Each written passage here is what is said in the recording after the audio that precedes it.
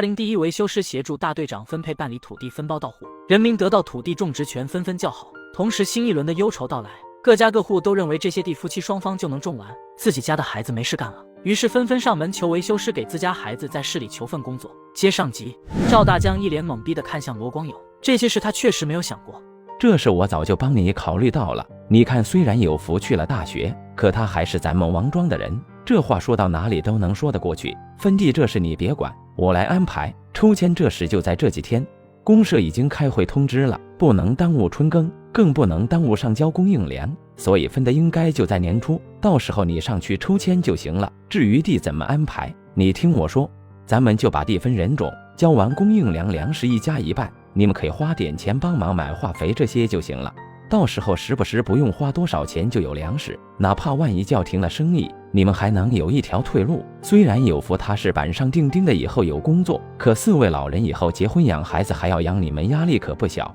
罗光友不提赵梅，赵梅不管考不得上大学，以后那也是嫁出去的闺女。现在老人的观念就是女儿长大了那就相当于是外人了，虽然能享到一点福，但也不可能跟着女儿去过活，人家也有自己的家庭要承担。听见罗光友这样说，赵大江顿时点了点头，相信了赵毅那句，你给别人铺路，只要别人稍微有点良心，当你走投无路的时候也会想办法给你搭桥。与罗光友的关系当初不过是互惠互利，没想到现在人家是真的为自己以后后路做打算。那罗队长，这事就麻烦你了。赵大江心里稍微有些后怕，如果事情像罗光友说的一样，那真的自己一条退路都没有了。也许赵有福毕业家里能过得下去，可那样生活反而不如村里。4位没有粮食关系的住在城里，那就是无尽的负担。这就对了，我都帮你想好了，到时候你的地就让我兄弟种，每年到了秋收就把粮食给你送过去。罗光友并没有想得那么长远，只是想把这份情留下。赵大江敢离开，就一定是赵毅提醒过，那自己说的这些事肯定不会发生。毕竟赵毅的关系在市里，自己望尘莫及，只是有了这层关系在里面，以后两家人能相处得像亲戚一样的愉快。赵大江与罗光友一阵交谈下来，心情十分的愉快，同时心里也觉得欠了罗光友一个人情。赵大江走后没一会，出去外面玩的罗慧就赶了回来。你回到村里就跟一个疯丫头一样，以后可怎么嫁人哦？提到这事，罗慧突然脸红。咋了这是？罗慧的母亲看出了闺女的变化，这一看就是像当初第一次与罗光友相亲后的状态。你这是看上谁家的小伙子了？干嘛说说？你年纪也到了，只要人勤快，妈不挑。哪有，就是在市里，林婶子想见你们一面，问我什么时候有空。咋回事？说清楚一些。罗光友顿时心里一喜，市里的青年肯定是有工作的，当然这事得去问问赵一家，这家人可不可靠，闺女嫁过去会不会受委屈。嫁给村里还是市里，罗光友其实不是很在意，但能嫁工人当然是最好的，这样以后生活要轻松一些。就是张静嫂子帮忙谈的。一听这话，罗慧的父母那是顿时开心不已。张静牵的头，那肯定是见过小伙子的，张静那人他们相处过。罗慧倒是没有这方面的打算，可看见自己爹妈那么开心，心里也有些微动，对还没见过面的相亲对象也有了一丝的好奇。林芝不是没有分寸的人，自然不会悄悄带着自己儿子去看望罗慧，这得没人做这事。张静还没说这事，说明不能太着急。你有没有见过那小伙子？没有，只是听嫂子说是工人，等过完年以后有时间会安排见面。罗慧还有些不想结婚，想再玩1年时间。在市里上班，好好听你嫂子的话，你嫂子是有见识的人，不会害你的。罗慧的母亲此时心里说不出的开心，以后儿子定居在市里是100分百的了，闺女嫁去市里，那也算是相互有个照应。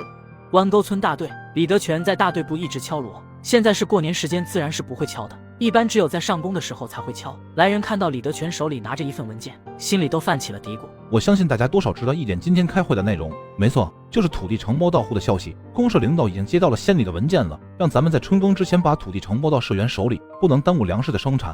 口粮这事，咱们今天就把仓库里的存粮先发放完，以后就不用每个月来队里分粮了。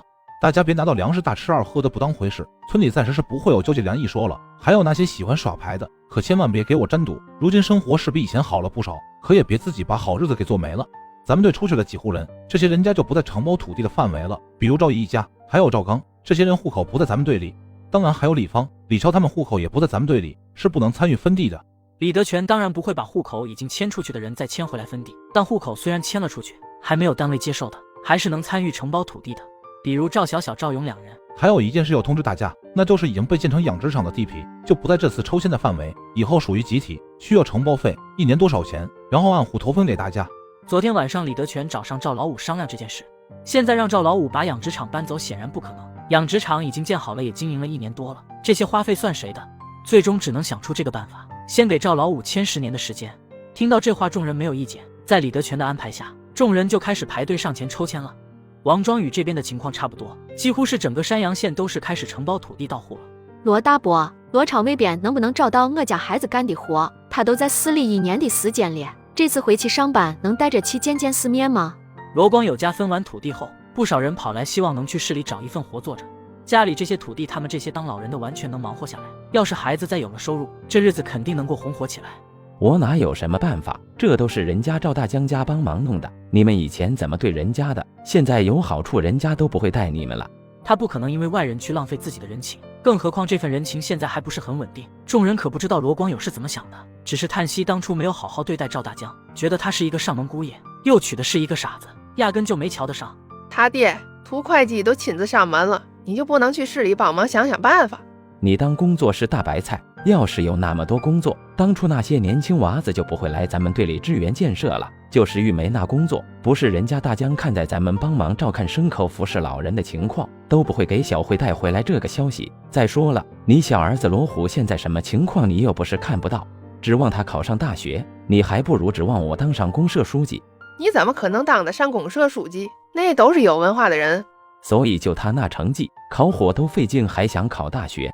看见赵有福考上大学，罗光友当然也希望自己家出一个大学生，费力巴拉的送儿子去了县城读书，结果没有一次考试是及格的。听到罗光友这样说，罗慧的母亲顿时明白过来了，什么好事都得紧着自己家来。赵大江家门口有几人在门口徘徊，但最终为了自己孩子，还是鼓起勇气进了赵大江的门。大江呀，你们这从市里回来过年，我家里也没有什么好东西能送过来，这老母鸡给春燕补补身体。你们怎么好意思来我这的？你们忘了当初是怎么对我家的吗？